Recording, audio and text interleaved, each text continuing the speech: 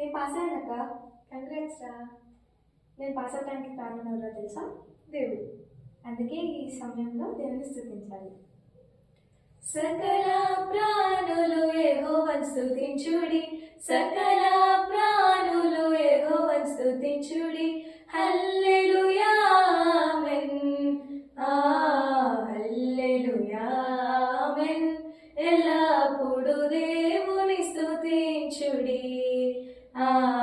దేవుని స్తుతించుడి, ఎల్లప్పుడూ దేవుని స్తుతించుడి. ప్రైజ్. నేను పాస్ అయ్యానక్క.